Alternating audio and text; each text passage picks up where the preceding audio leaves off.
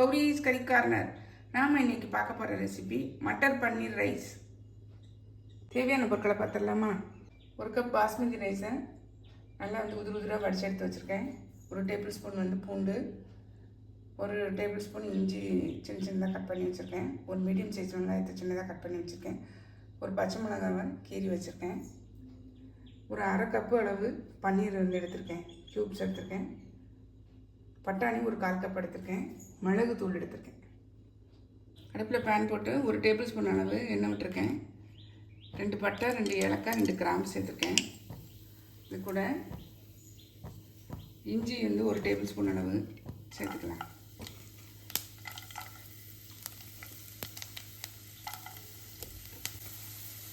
பூண்டையும் சேர்த்துக்கலாம்.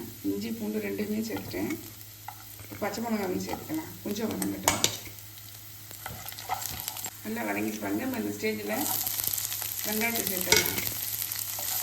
கொஞ்சம் வதங்கட்டும். கொஞ்சம் வதங்கிட்டு பாருங்க. நம்ம இந்த ஸ்டேஜில் பட்டாணி சேர்த்துடலாம். ஃப்ரெஷ் பட்டாணி கொஞ்சம் தூளை வச்சு வேக விட்டு எடுக்கலாம். மூடி வச்சு குக் பண்ணி எடுத்துக்கலாம். பட்டாணி வெந்துச்சு பாருங்கள். நம்ம இந்த ஸ்டேஜில் பன்னீர் சேர்த்துடலாம்.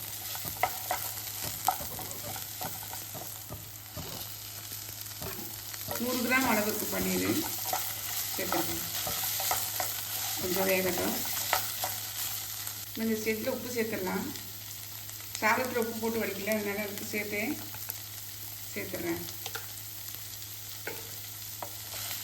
கொஞ்சம் வதங்கட்டும். பன்னீர்லாம் வந்துச்சு பாருங்கள். நம்ம இந்த ஸ்டேஜில் ஒரு 1/4 டீஸ்பூன் அளவு மிளகுத்தூள் சேர்த்துக்கலாம். உங்கள் காரத்துக்கு தகுந்த மாதிரி நீங்கள் கூட்டியோ குறைச்சோ சேர்த்துக்கோங்க. கொஞ்சம் கிளறி விட்டுடலாம். சாதத்தை சேர்த்துடலாம். வடித்து சாதத்தை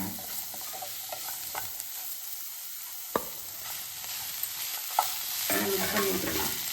பாருங்கள், நல்லா கிளறி விட்டுட்டேன். நம்மளுடைய பட்டாணி பன்னீர் ரைஸ் சூப்பராக ரெடி ஆகிடுச்சு. நம்ம இப்போ கொத்தமல்லி தழை தூவி இறக்கிடலாம். லைட்டாக கிளறி விட்டுட்டோங்க. அவ்வளோதான், சிம்பிளாக செஞ்சிடலாங்க. எல்லோரும் விரும்பி சாப்பிடுவாங்க. நம்மளுடைய மட்டர் பன்னீர் ரைஸ் பாருங்கள், செம்ம டேஸ்டியாக சூப்பராக ரெடி ஆகிடுச்சுங்க. கண்டிப்பாக ட்ரை பண்ணுங்கள். பேச்சுலர் ரெசிபி கூட குழந்தைங்களுக்குலாம் கொடுத்து விட்டிங்கன்னா விரும்பி சாப்பிடுவாங்க. டிஃபன் பாக்ஸ் ரெசிபி ட்ரை பண்ணி பார்த்து கமெண்ட்டில் சொல்லுங்கள். லைக் பண்ணுங்கள், ஷேர் பண்ணுங்கள், சப்ஸ்கிரைப் பண்ணுங்கள். பக்கத்தில் உள்ள பெல் ஐக்கானை கிளிக் பண்ணுங்கள். நாளைக்கு வேறு ஒரு ரெசிபியில் உங்களை சந்திக்கிறேன். பை. தேங்க்யூ.